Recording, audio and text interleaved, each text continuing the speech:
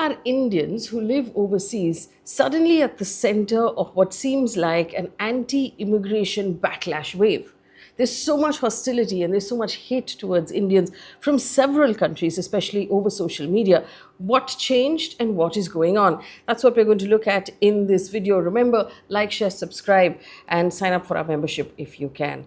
Now, what the trigger for me to actually look at this topic was a protest that happened in Australia last week. Thousands of Australians joined anti-immigration rallies across the country, and they had promotional material which basically said March for Australia. They said they were against immigration, and a lot of them said that immigration was adding pressure to their housing values, to their inflation. It was making Australia unlivable or unaffordable for the people who lived there.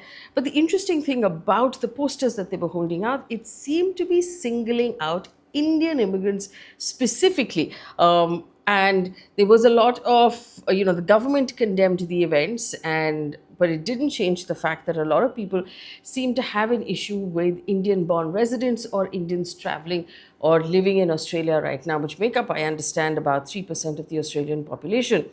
Rallies were held in Sydney, in Melbourne, and Canberra, and other cities. In Sydney, between 5,000 and 8,000 people assembled through the course of those rallies to protest immigration, and they were largely talking about Indian immigrants. Now, let's put that into the global perspective, right? Remember what happened in Ireland in June, and since June, there have been a spate of brutal attacks against people from South Asia in Ireland. And these attacks have actually been perpetrated by very young people in their early teens, or young boys from 14 to say 17. The Indian community, apparently now 80,000 people strong in Ireland, faces daily threats and are calling for legal reform and safety measures for them. I'll give you an example. A 22-year-old Indian was harassed, racially assaulted with a knife by teenagers from Ireland. In a different incident about last month, a 6-year-old Indian girl of Indian origin faced abuse by a gang of children who were barely teenagers, and her parents thought it was shocking. They called her dirty and told her to go back to India.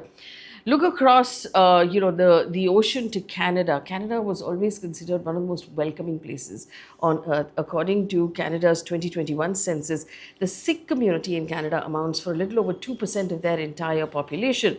Now, as per Canadian Race and Relations Foundation's hate crimes against South Asians have increased 143% between 2019 and 2022. An Indian couple in August was harassed by a group of youngsters in a parking lot. They were told to go back home. One young man came out and humped the couple's side mirror. They called the Indian man black, and told him to shut up. And apparently there's been a sort of spate of anger towards Indian immigrants in Canada as well. Again, these are stray incidents. There's no evidence to show that it was widespread, but it's still quite worrying as an Indian when you read these stories. According to Pushkar Chawla in Brampton, a large number of Indian immigrants arriving in recent years have increased their presence in schools, workplaces, and neighborhoods. And this change has made some Canadians uneasy as they see Indians as competing for their jobs. Now, put this into perspective for places like Ireland and for Canada and for Australia. These countries right now are facing economic challenges. There is a strained healthcare system, a housing crisis, the rising cost of living.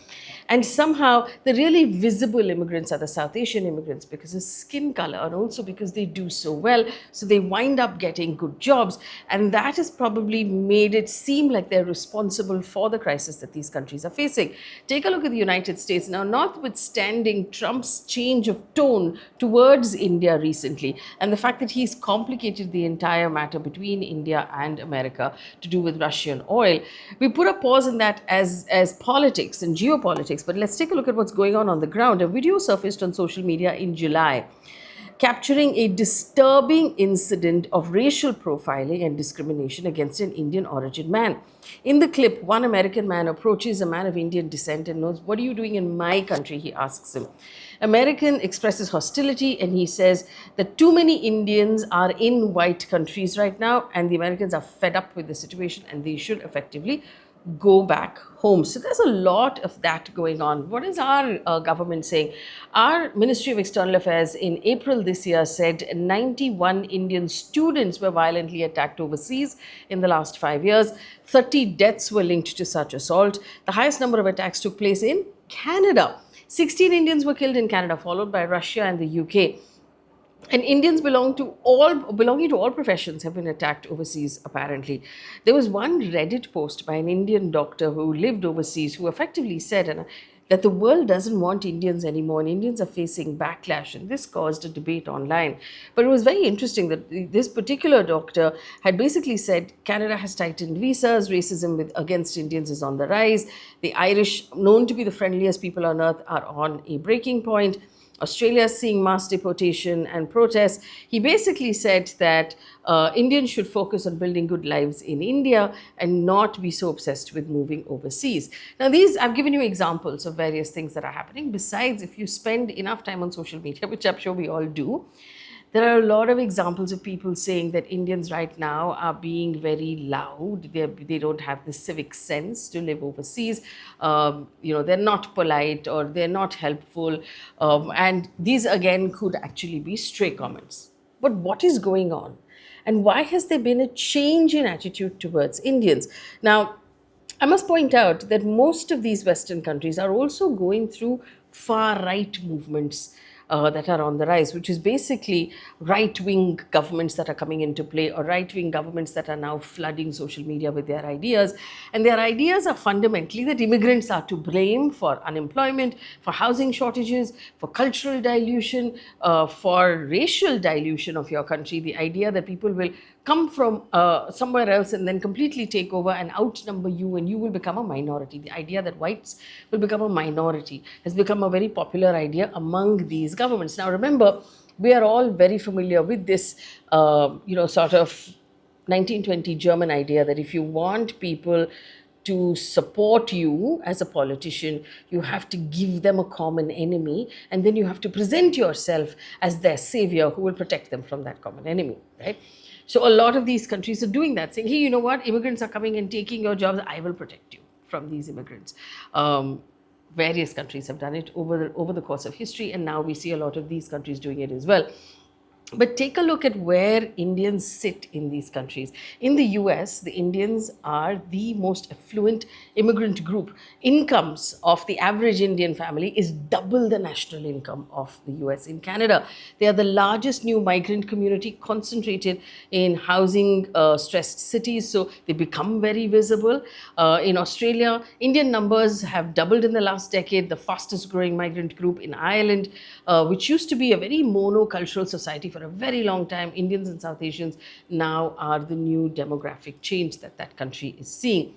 But why Indians specifically, and not all of the South Asians who are there?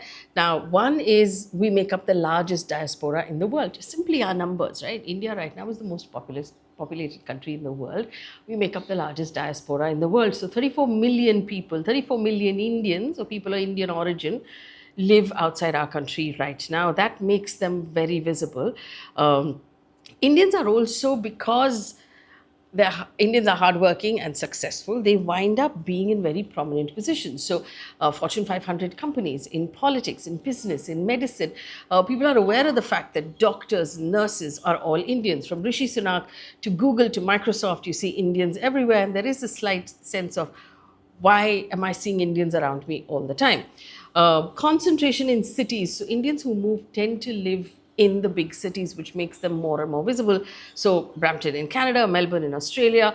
Also, there are certain now neighborhoods that have concentrations, New Jersey, for example, of Indians who live there.